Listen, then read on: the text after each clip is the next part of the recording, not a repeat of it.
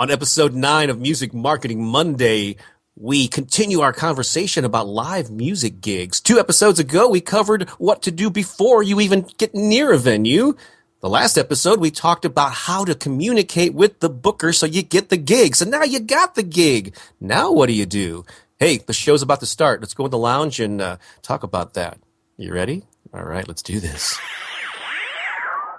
Information, inspiration, motivation for the modern musicpreneur. Time to start your week right. Here it comes, Music Marketing Monday, with your host, Bob Baker, Mr. Buzz Factor, and Billy Gryzak. the music marketing mind. Ready? Are you sure? Set. Here it comes. Swing, baby.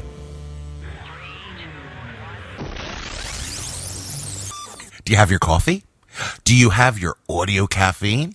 Well, you're getting it right now. This is Music Marketing Monday. Yeah. And I'm one of your hosts, Billy Gryzak, the music marketing mind, and Bob Baker, Mr. Buzz Factor. I was a little concerned there because you started the last couple of episodes off like high charged, and you started off with that FM loungy kind of voice, and I was a little worried when you weren't going to crank it up. no, man. In fact, I'm here. Check it out. Listen to this. Those are my coffee cups, man. I'm double-handed right now. That's right. With audio caffeine and liquid caffeine, getting ready to do what, you know what, our fans have been calling the closest thing to Monday morning talk radio that's all about music marketing. Right. It's crazy. We should call it the Music Marketing Zoo. Morning Zooathon. Yeah, whatever. Anyway, it's great to see everybody. Wait a minute. I can't see you. Wait, I'm blind. No, I'm not blind. This is audio, not video.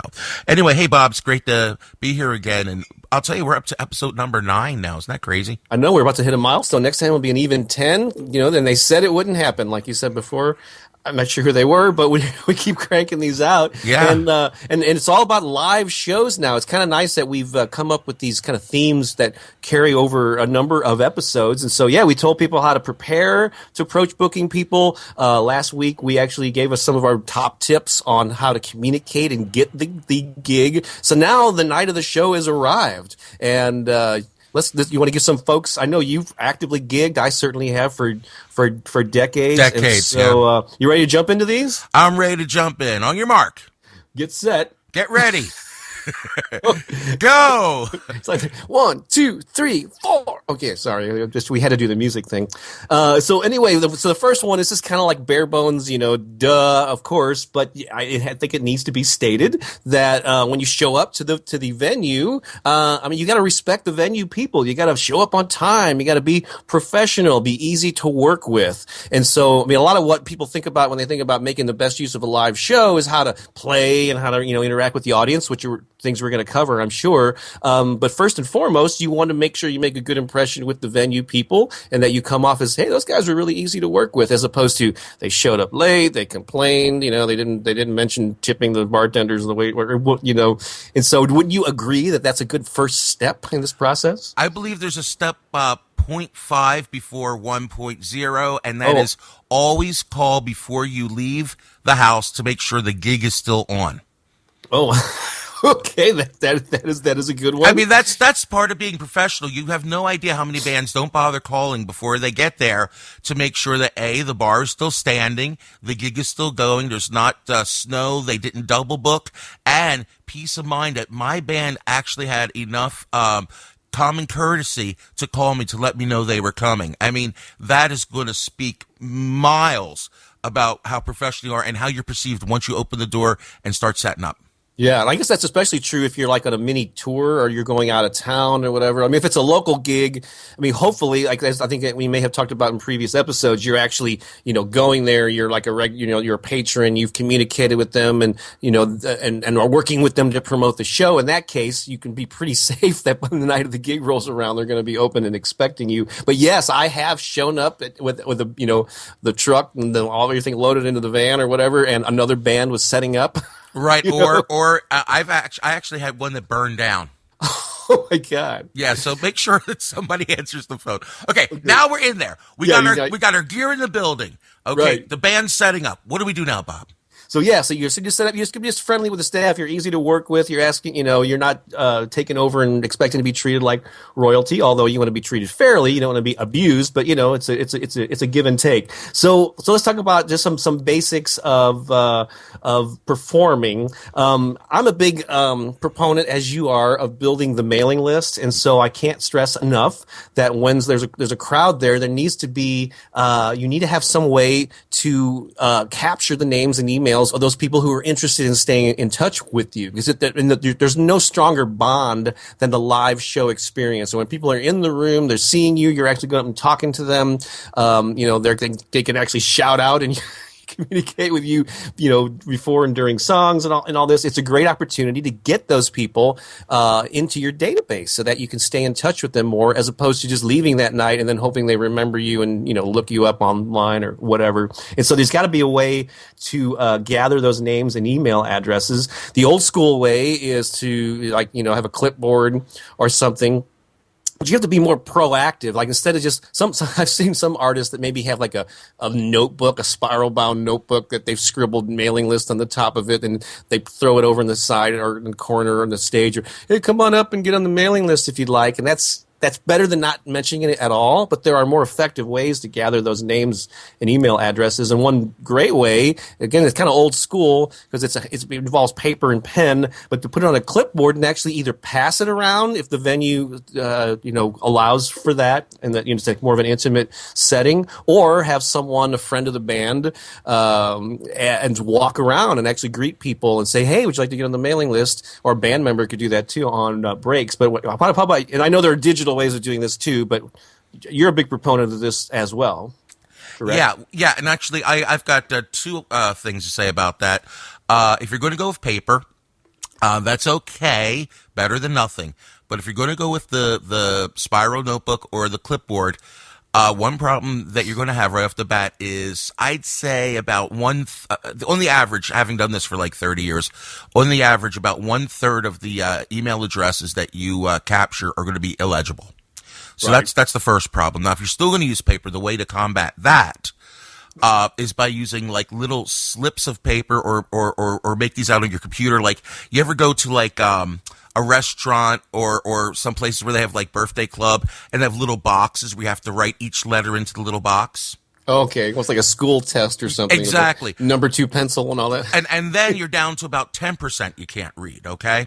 Right. Now, something that I've done, if you don't mind spending a little bit of money at Kinko's or whatever, is I would make little slips of paper that would go on every table if it was a venue that had tables, not more like a stand-up venue, but if there's tables and things.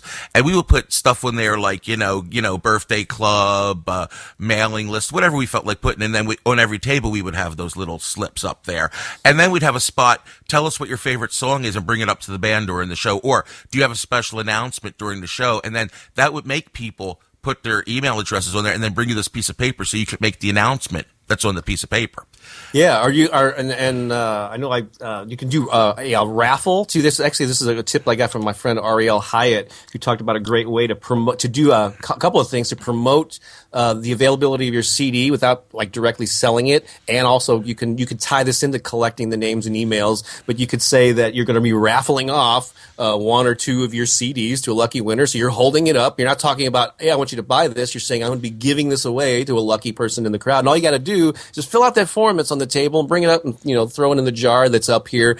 And we'll also if you fill it out with legibly your name and email, we'll stay in touch with you too. And right. So everybody who enters, especially if you're upfront about them that you're going to be adding them to the email list, they're actually signing up. The incentive is to try to win the free CD, but you're building the mailing list and you're also promoting the CD. You do a big deal with the drawing, and the winner comes up on stage and jumps up and down like a game show, And so it's I thought that was a really clever way of not only promoting your CD, and for those of you who didn't win, we have them for sale over the table, but to kind of do 2 things with one little promotion there. And also, what you can do is say, now, if you didn't win, everybody that entered, we're going to give you $1 off or $5 off or something. All you got to do is say your name, and and say, yeah, I signed up. You can look at them if you really want to or not. That's up to you. But the whole point is that's yet another incentive to get people to come up for, because everybody loves a deal. Everybody loves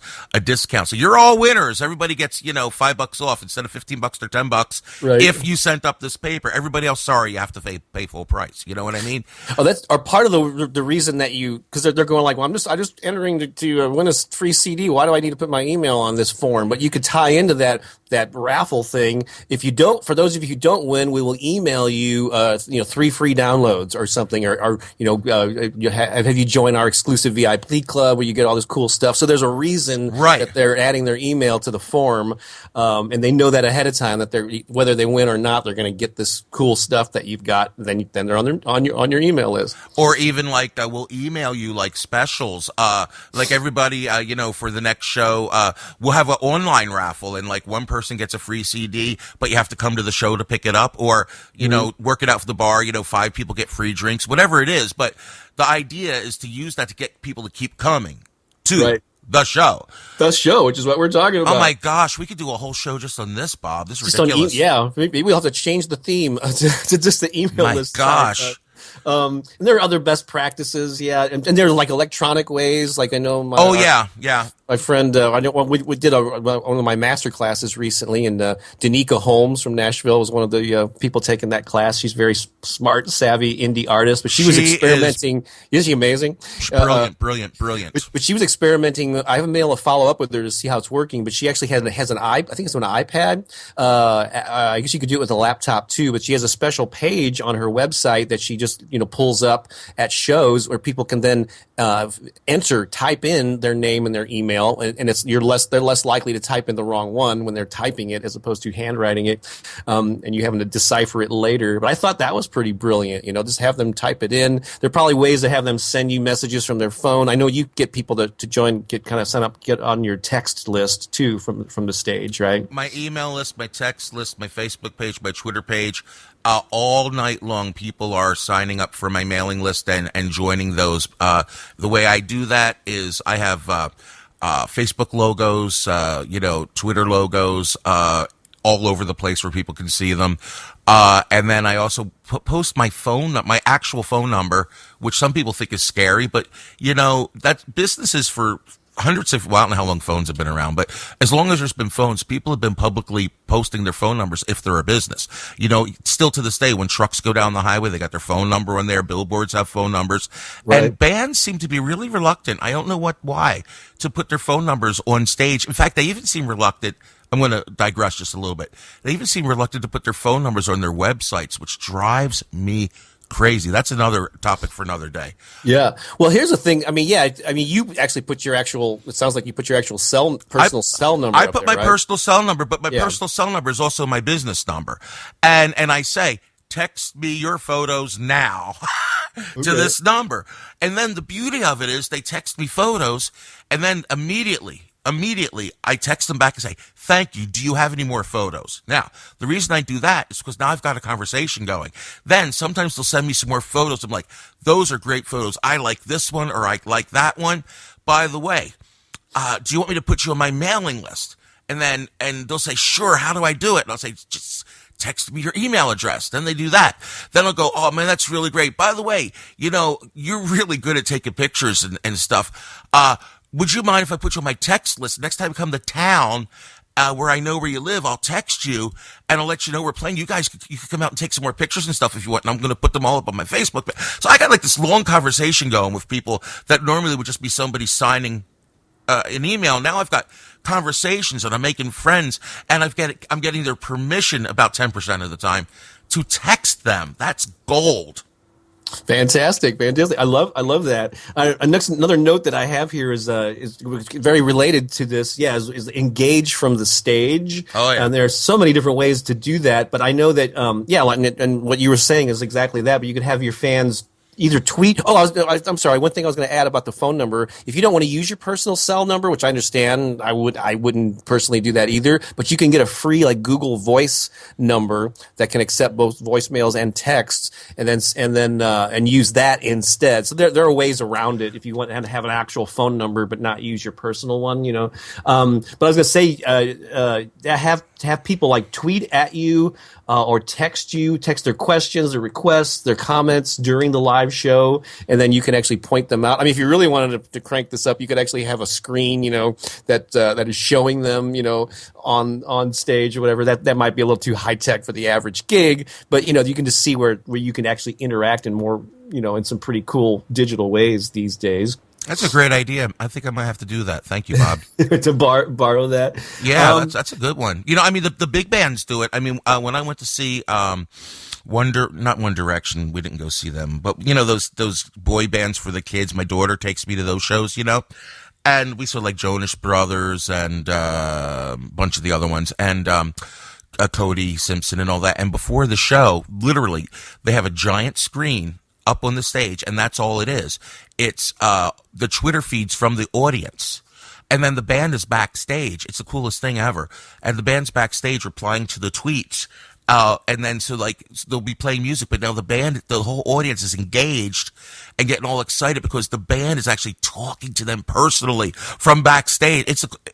I'm telling you, man, that's a great idea, Bob. Great idea. That's awesome. And so there's another kind of related to that. So most of this engage with the audience in live shows, the stuff that most people are familiar with is engaging with the people in front of you. And that is very important. But when you add the social media aspect, like you ask and encourage, like some people will do this on their own, but you have to sort of lead them, inspire them to do it. But ask them to tweet or to post pictures on, of each other, of you or whatever, and post them on Facebook and use a certain hashtag, and so when you actually get people doing that, what that does is you can reach people who are not in the room. Their friends will start seeing, oh, they're having a good time with this band. Oh, look at that photo. They look like they're, wow. And so that way you're exponentially reaching more and more people, creating a buzz, and they don't even have to be there. Right. Well, actually, we've been doing a lot of that stuff. One is the phenomenon of the selfie. So what we do is we have a portion. It depends on the show. Either at the end of the show, with the kids shows I do, or during the show with the grown-up shows I do. So like if I'm playing with my rock band, we do it during the set. If I'm playing with my kids shows, we do it after the set. But we have what we call band selfies, and it's like we'll play a song, we'll have the drummer vamp, and then I just invite everybody to come up to the stage and take a selfie with the band on stage. It's the coolest thing ever. And those things spread viral like nobody's business through their fans. Mm-hmm. And then we link, they link, we all link, and it just gets a buzz going. And then for the kids shows, we basically have the parents come up and take portraits of the children and my band members after the show next to the merch booth. That's cool, but you can do that with adults too. I mean, yeah, we're going to be taking photos. Or I also encourage bands to have whether you're using your phone or a video camera or whatever, but to tell people, hey, we're going to be putting together this montage of our live shows, and how much fun you guys are having, because try to encourage more people to come. And so we're going to be over at the merch table on the next break or after this last set or whatever. And we'd love you to come over there and speak into the camera and tell us, and tell us what you think of our music or whatever. But you videotape all this stuff and then edit together, a montage of, dozens of people saying cool stuff at your shows. And then you could use that for promotions, like third party validation, Right. Well, the other thing that we do during the show is, when I work with I have like two bands I play in besides the kids band, and one is more geared toward college and teenagers. And that group, what we do is the guys, the two young guys up front, are always screaming out there, "Do it for the Vine." Do it for the Vine. And then they whip out their cell phones. Then all the girls in the front whip out their cell phones. And they take these, they're like 6-second Vine videos. Right. And then they post them up. And I've been using those Vine videos to get gigs because whenever we do our sing-along and audience participation thing, you got like 20 people doing their own perspective of a Vine of, all the people singing along or clapping or dancing. And you show that to a club owner. They get very excited. Mm-hmm. Good stuff here. Yeah. Here's another. This is like a low tech way of engaging. There was a guy named Mike Doty, and he was a singer in a band that's broken up. It's called Soul Coughing, and I got turned on to it by some friends. But Mike Doty was in St. Louis. I don't know, a couple of years ago playing solo, and I went to his show, and he did something that I just thought was really amazing. But he I think he had little slips of paper or something, but he was encouraging people to write questions, or I think it was anything from requests, but there was questions, comments, write them on this little slip of paper, and they would come up and put them in this bucket or jar or whatever that was on the stage near him, and in between songs, he would just randomly pull out stuff and spontaneously answer questions. Now he has the personality to do that. He's quick on his feet. He's funny, and so your personality has to match this type of thing. But I just thought it was a great way to interact with people in a totally old school way. But you could do that you could do a digital version of that too, using the stuff we talked about earlier with tweets and texts and all that stuff. I thought that's great. Ask me any question, and Oh yeah. It was brilliant. We did something. I had a band called M80. It was all 80s all the time. We were an 80s throwback band, and we had this book called like the 80s Bible Trivia Guide, something like that, and had like 1,000 80s trivia questions. And what we would do, we had these beautiful T-shirts that looked like the MTV logo, except it said M and 80 where the TV went. And what we would do is, after every 2 or 3 songs, we would have a trivia question. That everybody that answered the trivia question right, we gave them a ticket. And we did this all through the night till the end. And at the end, we pulled out one ticket. They got an M80 T-shirt. So everybody was engaged to be in 80s trivia. And then they would stay to see if they would win the T-shirt. That's a great way to keep people there. And then the really cool thing was we used to make them put the shirt on in front of everybody on stage during the last song, which was great. So it was like a 4-way interaction doing it that way, and just got people totally crazy. What we would do a lot of times, of course, we would have, if it was a guy, we'd have a girl help him put his shirt on. If it was a girl, we'd have a guy put his shirt on. So it was really entertaining and interactive. So yeah, I mean, anything that gets the people beyond a passive experience of there's a band is what you need to do. Don't you agree?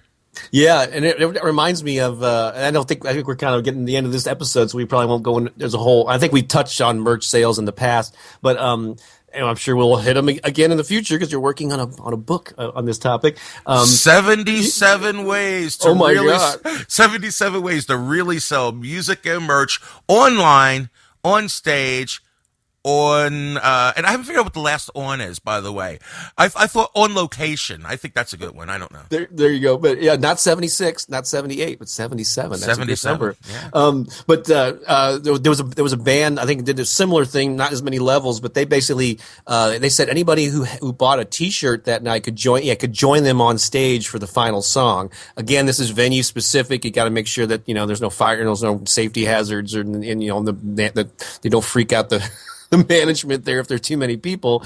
But that's a pretty cool incentive, to get people to purchase your stuff, and then they join you, and you can videotape it and and then I know you have a list of things. There's a few things I like to throw out. These are called like of course, or like duh, or like if you don't do this, you got to remember to do these things. One thing is really super important when you're playing live. Make sure somewhere they can see the name of your band. Print it legibly. Cool logos are cool, and that's neat, but you can't read all those band logos sometimes, especially you metal guys out there.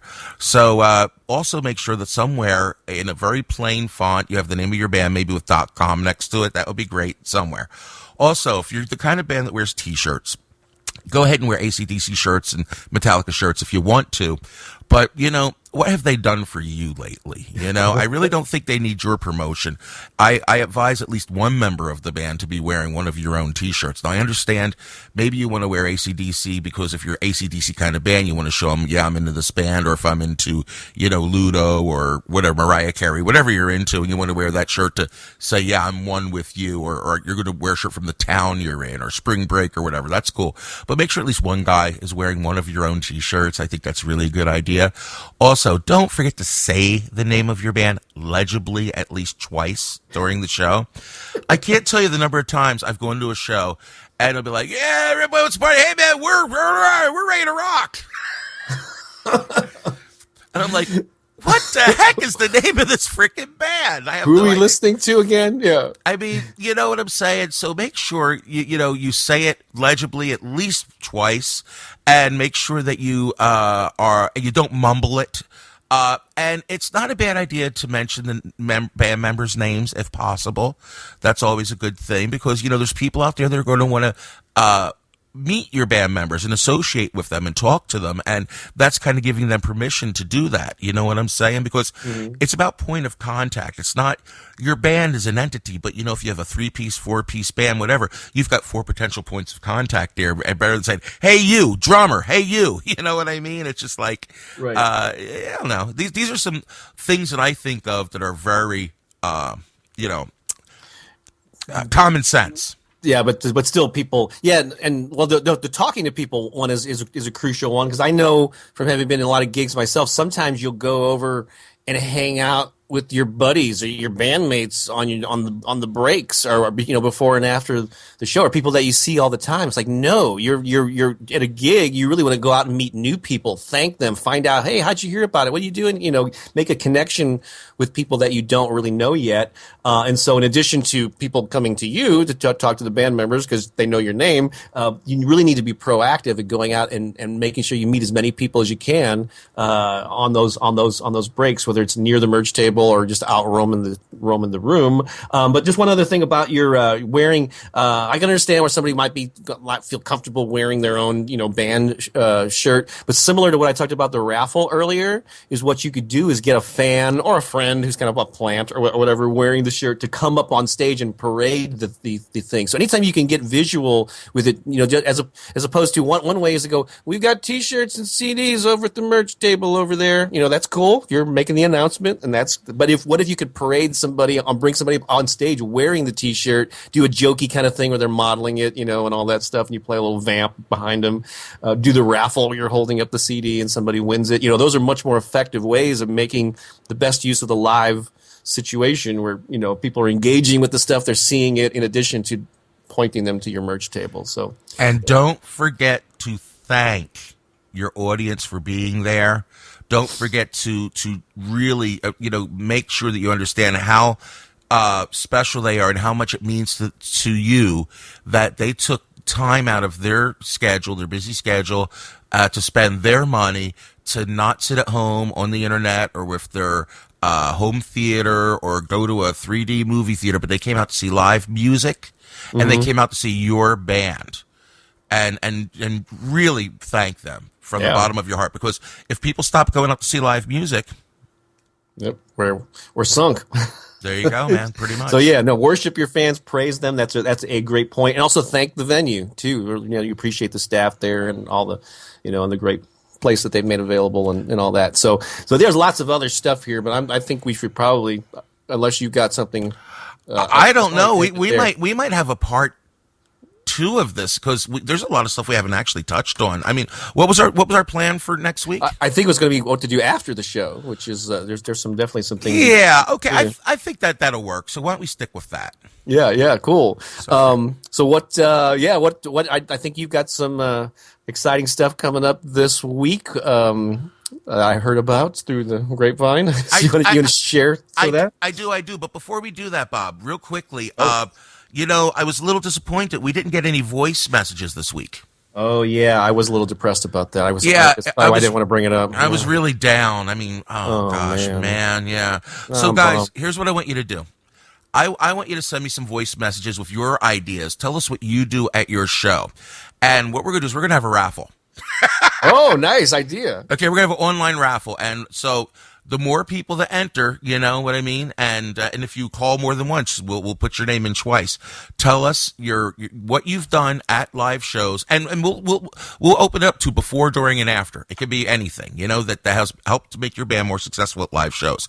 And and we'll have a raffle, and you are going to win. Now, I can go one of two ways, Bob. I have some books here, music marketing books that I'm actually going to be selling from my personal library. Or, if you like, since you're the author, we could offer something of yours, and I could split the cost with you. What do you think, Bob? It's up to you. Yeah, I could. It's really easy for me to offer like an ebook version of one of my. I'll tell you the Guerrilla Music Marketing book of your choice. So there's the handbook or the online book, which are the two most popular.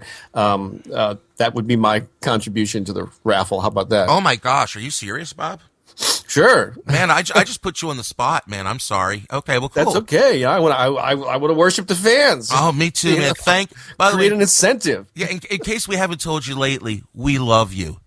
Thank you so much for listening and for telling people, because I know we have a lot of people that have been like sharing this, and gosh, I mean, I'm so happy. That's the all audience is growing, so we appreciate you. All right, we thank you, and so I also forgot. I was so in a hurry here. We need to give out a little homework too. In addition, but what's the deal with the raffle? What do they have to do to register? Well, let's make this the homework. Let's make it an all-encompassing thing. So your homework and the raffle is very simple. Bob's going to tell you where to call, and you call us and you tell us what you have done before the gig, during the gig, or after the gig that has really worked for you, and we're going to choose one winner from that. Okay, cool. And we'll probably play a little bit of those too. You don't need to put any information, because we'll announce the winner. Then you can contact us after. Okay. So, Bob, where are we going to send people to do this? Yeah, well, the easiest way to use like your phone, like the little microphone on your phone, or if you've got a mic hooked up to your laptop or whatever, is to go to speakpipe.com/Mr. Buzz Factor. So I'll repeat that again. It's speakpipe speakpipe.com/Mr. Buzz Factor. That's MRBUZZFACTOR. So and if you're on my site, that link is in the show notes. But you can just digitally send us something. I mean, if you're really super savvy and you can record, a WAV file or something that's short, you can also, send it to one of us that way. But I think it's a lot easier to use this method with speakpipe.com/Mr. Buzz Factor. Sounds great. Okay, now this is what I've got going on next week. I will be appearing at the Back Third Audio Studio, and this is it's called Back Third Audio. And it's a really unusual recording studio. It's a membership studio. And you can go to backthirdaudio.com to find out. I'll be there the 15th that's next week, right? Yeah. And I'll be doing something called the Plug Networking Group, which is a group of musicians that meet monthly in Chicago to learn about different aspects of the music business. And I will be presenting highlights from my soon-to-be-released book, 77 Ways to Really Sell Music and Merch. So, again, you want to go to backthirdaudio.com and RSVP, because there is limited seating.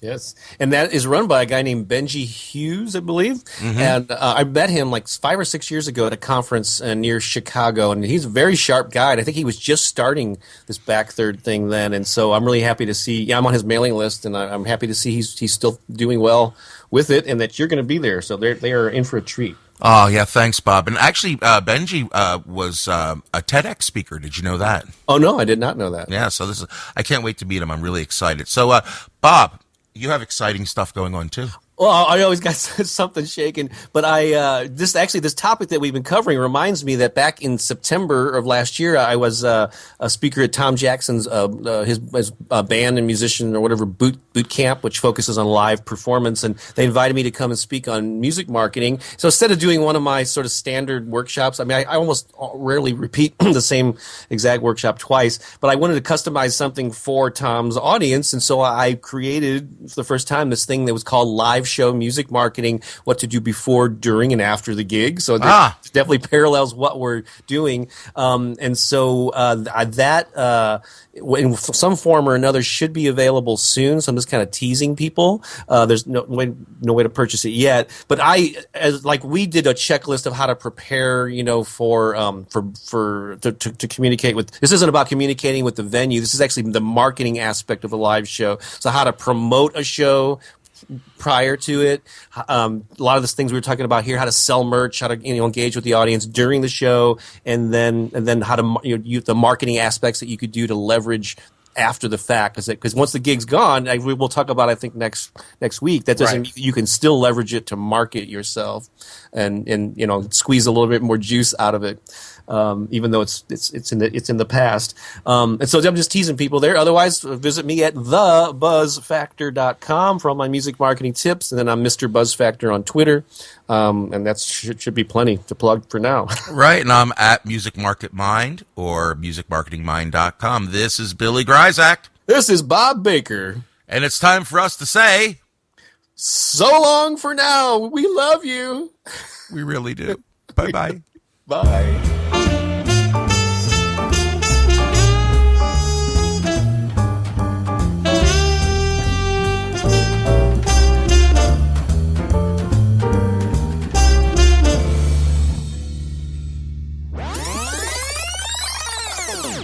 On episode 9, we continue our conversation about first time. I jinxed it. You can throw this in the end if you want. I just might. Okay, here we go. On episode 9, we continue our conversation about live music gigs. 2 episodes ago, we told you what to do before, or gave you a checklist. Billy did, and primarily. Okay, that's too wordy. So, wow, I'm really. Oh, I love this. Self-editing. This is a blooper reel. All right, this is awesome. All right, take 3. Take 3. Beep.